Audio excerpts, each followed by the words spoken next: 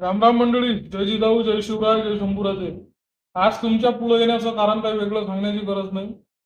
छत्रपती शिवाजी महाराजांचा सिंधुदुर्ग जिल्ह्यातल्या मालवण किनाऱ्यावर राजकोट किल्ल्यावर एक भव्य पुतळा उभारण्यात आला आणि काल तो पुतळा अचानक पडला.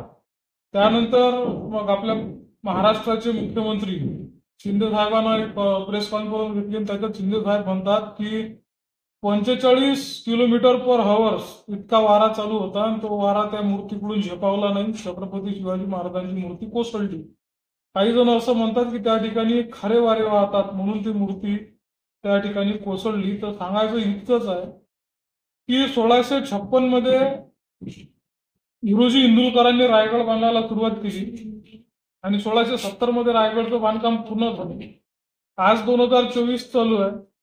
जवळपास 400 ते 450 वर्षाचा कालखंड होऊन गेला, मात्र आजही रायगड किल्ला त्याच दिमाखात त्याच डौलानं त्या ठिकाणी उभा आहे. आणि तुम्ही 4 डिसेंबर 2023 रोजी उद्घाटन केलेला छत्रपती शिवाजी महाराजांचा पुतळा पडतो कसा? आमच्या मस्तकावर साहेब चिवते लिहिलं आहे का? सोप्या भाषेत सांगण्याचं म्हणजे इतकंच की छत्रपती शिवाजी महाराजांचा वापर फक्त राजकारणासाठी करायचा, शिवाजी महाराजांच्या नावावर राजकारण करायचं. आता फोटोशिवी प्राणी दोन्ही पक्षात आहे, सत्ताधारी पक्षातही आहेत आणि विरोधी पक्षातही आहेत. तर तो त्या खोलात आपण शिरणार नाही. फक्त सांगायचं इतकंच की आज हा पुतळा पडणं म्हणजे फक्त छत्रपती शिवाजी महाराजांची एखादी मूर्ती आहे ते खाली पडणं असा त्याचा अर्थ होत नाही. तर याचा अर्थ असा होतो की छत्रपती शिवाजी महाराज म्हणजे महाराष्ट्राचा स्वाभिमान, महाराष्ट्राचा अभिमान.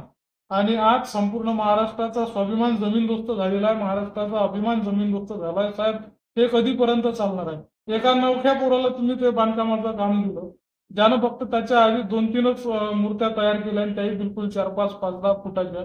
त्याच्याकडे तुम्ही 32 फुटाची मूर्ती बनवण्याचं काम देता.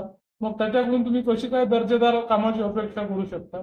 आणि प्रश्न कुठेतरी निष्ठेचा येतो, स्वामी निष्ठेचा येतो. छत्रपती शिवाजी महाराजांबद्दल जर तुमच्या मनात बरोबर आस्था असती, श्रद्धा असती, तर तुम्ही अशा प्रकारचं बांधकाम त्या ठिकाणी केलं नसतं. 5 कोटी रुपये खर्च आला. 5 कोटी रुपये एखाद्या कामाला खर्च येऊन त्याचं बांधकाम निकृष्ट दर्जाचं होतं. साहेब, हे कधीपर्यंत चालणार आहे? आणि विरोधी पक्षालाही काही ते आपली पोळी भाजून घेण्याचं काम नाही. माझ्या व्हॉट्सअपला तुमचे सुद्धा नंबर आहेत. माझे मित्र काही विरोधी पक्षात सुद्धा आहेत, काही सत्ताधारी पक्षात सुद्धा. आता आम्ही काही राजकारणी नाही, आम्ही काही कोण्या पक्षाचे लीडर नाही, कोण्या पक्षाचे कार्यकर्ते नाही, कोण्या पक्षाचे पदाधिकारी नाही. पण आम्हाला राजकारण समजत नाही किंवा राजकारण करता येणार नाही असाही काही त्याचा अर्थ होत नाही. आमच्या बापानं छत्रपती शिवाजी महाराजांना, डॉक्टर बाबासाहेब आंबेडकरांनी सुद्धा राजकारण केलं, महात्मा फुलेंनी सुद्धा राजकारण केलं. त्यामुळे ते इनबिल्ट आमच्या रक्तात आहे. हे काय आम्हाला समजणार नाही किंवा समजत नाही अशातला भाग नाही. फक्त रयतेचं काम इतकंच असतं की राजाशी एखादा जर कोणी गद्दारी करत असेल, हरामखोरी करत असेल, फितुरी करत असेल, फंद फितुरी करत असेल, तर त्याचं डोकं तिथंच फेकणं हे रयतेचं काम आहे. हे रयतेचं काम आम्ही प्रामाणिकपणे इमानितपणे करत आहोत. ते काम आम्हाला मरेपर्यंत करायचं आहे. फक्त आम्ही रयत आहोत, रयतेचा एक भाग आहोत. म्हणून आम्हाला राजकारणात यायला भाग पाडू नका. आम्ही जर राजकारण झालो, कारण आम्ही बोलणारे लोक राजकारणात आले तर तुम्हाला त्याचा फार जास्त त्रास होतो. हा महाराष्ट्राचा नाही, देशाचा इतिहास आहे. कलबुर्गी संपवले, दाभोळकर संपवले, गौरी लंकेश संपवले आणि मग आम्ही काही त्यातून सुटणार नाही. पण एक गोष्ट लक्षात घ्या, हे औरंगजेबाच्या 5 लाखाच्या सैन्यात घुसून त्याच्या स्तंभूचा कळस कापणाऱ्यांची आम्ही अवलाद आहोत. आम्ही मरणारा भिडणार नाही. आणि फक्त सत्ताधाऱ्यांनाच नाही तर विरोधी पक्षाला हे सांगणं आहे की माझ्या व्हॉट्सअपला आता काही जणांची तुमचे स्टेटस दिसले, तर त्याच्यात काही जणांचं म्हणणं असं होतं की मोदी तिथं उद्घाटनासाठी केली, मोदीने त्याचं अनावरण केलं म्हणून ती मूर्ती तुटली. म्हणजे छत्रपती शिवाजी महाराजांच्या पुतळा कोसळला याच्यापेक्षा मोदीमुळे तो कोसळला त्याचा आनंद व्यक्त करणारे जास्त लोक हो. तुम्ही अंधभक्त आहात, तुम्ही अंधभक्ताचा एक प्रकारच आहात.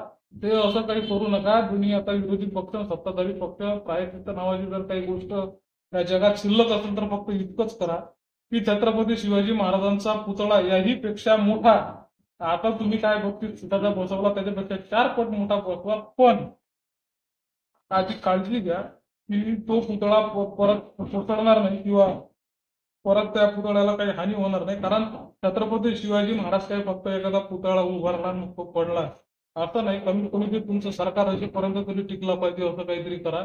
आणि शिवाजी महाराजांचा पुतळा कमीत कमी 50, 60, 100 वर्ष तरी टिकला पाहिजे, एक पिढी तरी गेला पाहिजे. हे तुमचं सरकार असेपर्यंत तरी टिकला नाही. इतकं निकृष्ट बांधकाम असं करू नका. आणि वारंवार फक्त इतकंच सांगणं असेल की आमच्या ज्या भावना आहेत त्या छत्रपती शिवाजी महाराजांची स्वराज्याची महाराष्ट्राशी जुळलेल्या आहेत, त्या भावनेशी खेळण्याचा प्रयत्न करू नका आणि वारंवार अशी प्रकरणं महाराष्ट्राच्या समोर आमच्या समोर येऊ देऊ नका. इतकंच तुम्हाला सांगणं आहे. जय जिजाऊ, जय शिवराय, जय शंभूराजे. धन्यवाद.